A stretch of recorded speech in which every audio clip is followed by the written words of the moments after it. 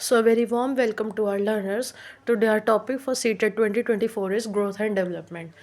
यहाँ पर हमारा CTET 2024 का पहला टॉपिक है वृद्धि एवं विकास। यहाँ पर हम डेवलपमेंट और ग्रोथ से रिलेटेड पूरी डिटेल को कवर करते हुए एक ब्रीफ वे में इसको आज समझेंगे। तो पहले चलते हैं डेवलपमेंट की तरफ।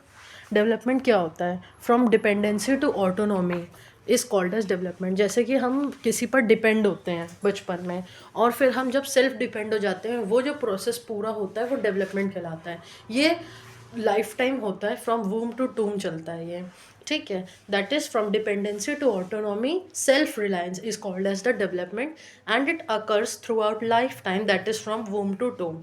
और जो ह्यूमन बींग्स होती हैं वो स्टैटिक एंटिटीज़ नहीं होती है, ये चेंज होती रहती है। मतलब कि ये रुक के बैठने वाली एंटिटीज़ नहीं है, रुक के बैठने वाली ये स्पीशीज़ नहीं है हमारी ह्यूमन बींग्स, ये दिन ब दिन बदलती रहती हैं। अब हम लोगों का एक जो ग्रोथ टॉपिक है, वो ग्रोथ का मतलब क्या होता है? एक डेवलपमेंट का जो फिजिकल एस्पेक्ट है उसको हम ग्रोथ कहते हैं। The physical aspect of development is called as the growth, जो कि मैच्योरिटी पे जा कर के स्टॉप हो जाता है। अभी हम आगे स्टेजेस भी देखेंगे, ठीक है। तो अब हम पहले समझते हैं टाइप्स ऑफ डेवलपमेंट। डेवलपमेंट कितने प्रकार की होती है? डेवलपमेंट बेसिकली 4 डोमेन्स होते हैं डेवलपमेंट के। पहला होता है फिजिकल, दूसरा होता है कॉग्निटिव, तीसरा होता है इमोशनल और चौथा होता है सोशल, ठीक है। तो इस पर चलने से पहले हम एक बात और समझ लेते हैं कि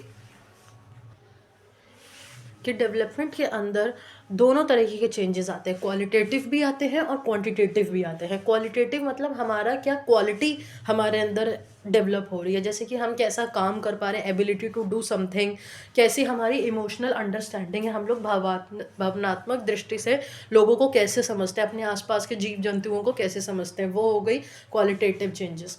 और क्वांटिटेटिव चेंजेस होती है हमारी हाइट हो गई, वेट हो गया, हमारा शेप हो गया, ठीक है, ये सारे चेंजेस होते हैं।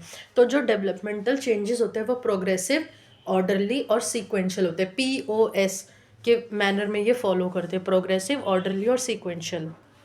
अब एक छोटा सा कॉन्सेप्ट समझते हैं हम डेवलपमेंट का।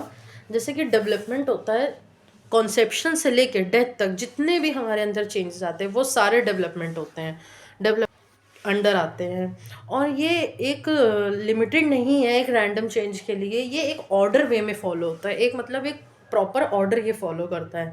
कंटिन्यूस प्रोसेस है जो कि ग्रोथ भी इंक्लूड करता है, मैचुरेशन भी इंक्लूड करता है और लर्निंग भी इसी में आती है। डेवलपमेंट में हमारी ग्रोथ भी कवर हो जाती है, मैचुरेशन भी कवर हो जाती है और लर्निंग भी कवर हो जाती है। एक पियाजे ने एक बात कही थी, जीन पियाजे ने, डेवलपमेंट लीड्स लर्निंग। तो ये आपको पॉइंट रिमेंबर करने की, डेवलपमेंट लीड्स लर्निंग किसने कहा था? पियाजे ने कहा था, जीन पियाजे ने।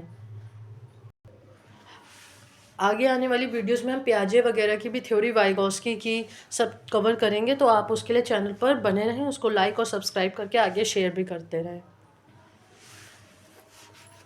तो सबसे पहले समझते हैं फिजिकल डेवलपमेंट। फिजिकल डेवलपमेंट में क्या होता है? फिजिकल डेवलपमेंट हमारा मतलब फिजिकल स्ट्रक्चर कैसा दिख रहा है बॉडी का, हमारी हाइट कैसे बढ़ रही है, हमारा वेट कैसे बढ़ रहा है, हमारा साइज़ कैसे बढ़ रहा है और हमारा शेप क्या हो रहा है बॉडी का, ठीक है, ये सब इसमें कवर होता है।